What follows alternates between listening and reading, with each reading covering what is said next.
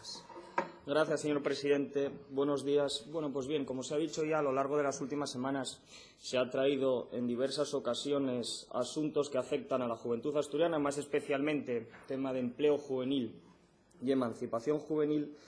Y la verdad es que esto es una buena noticia, porque desgraciadamente durante demasiadas legislaturas el tema del empleo juvenil y la emancipación juvenil ocupaba un puesto residual en el listado de los temas que se traían al Parlamento asturiano y, por lo tanto, es una buena noticia que este Parlamento se empiece a ocupar y a preocupar por uno de los principales problemas que tiene Asturias y que sufre Asturias. Lo que pasa que para que todos coincidamos en que este es uno de los principales problemas que tiene Asturias y que sufre Asturias, lo primero que tenemos que hacer es asumirlo. Y yo empiezo a tener la sensación de que, por un lado, está la ciudadanía y, por otro lado, está el Gobierno y el partido que sustenta al Gobierno. Porque en las últimas ocasiones que se trajo este asunto al Parlamento, que se trajo este asunto a la Cámara, el partido que sustenta al Gobierno y el propio Gobierno, en voz de su consejero, quisieron negar esta realidad, quisieron pintar una realidad totalmente paralela en la que parecía que volvíamos al espíritu, y por supuesto que yo también lo voy a decir, de las leyendas urbanas. Y digo que los socialistas no querían reconocer esta realidad porque negaban los datos. Y oiga, es que no hay nada mejor que los datos para asumirlos, para entenderlos y para luego poder tomar decisiones. Y los datos los recoge, además fueron publicados no hace demasiado tiempo, el Observatorio de Emancipación Juvenil, que depende del Consejo de la Juventud de España. Y yo los traje a esta Cámara, alguna portavoz no los conocía, espero que algún otro portavoz sí conozca el Observatorio de Emancipación Juvenil, que supongo que conocerá también lo que es el Consejo de la Juventud de España. Algo que algunos intentan politizar sistemáticamente y que, por lo tanto, no va a dar datos que sean especialmente favorables al Partido Popular. Así que estemos tranquilos que lo que voy a decir no precisamente barre para casa. Y aún así los datos son demoledores, porque los datos, y leo, nos cuentan que la tasa de actividad entre los menores de 30 años en Asturias es del 49%, la menor de España, que la tasa de empleo entre los menores de 30 años es del 32%, 3,5 puntos menos que la media nacional, que la sobrecualificación entre los jóvenes asturianos es del 62%, 7 puntos por encima de la media nacional. Repito, esto lo dice el Observatorio de Emancipación Juvenil. También dice que la temporalidad es del 55,8%, 2,5 puntos por encima de la media nacional. Y todo esto sucede porque los jóvenes con contrato indefinido se redujeron en Asturias un 8,7%, 4,5 puntos por encima de la media nacional.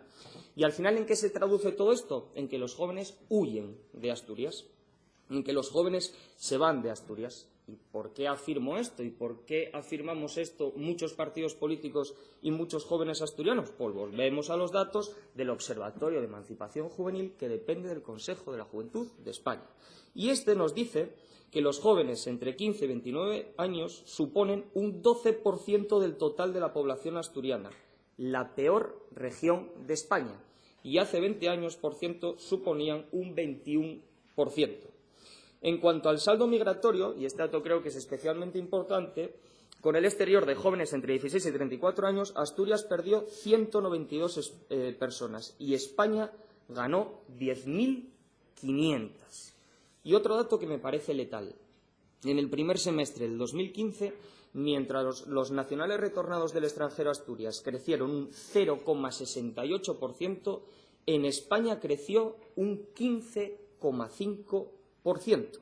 O que en el primer semestre del 2015, 1.206 jóvenes asturianos entre 16 y 34 años se fueron a otras comunidades. Como ve, señor Ripa, los datos son demoledores, tampoco hace falta exagerarlos.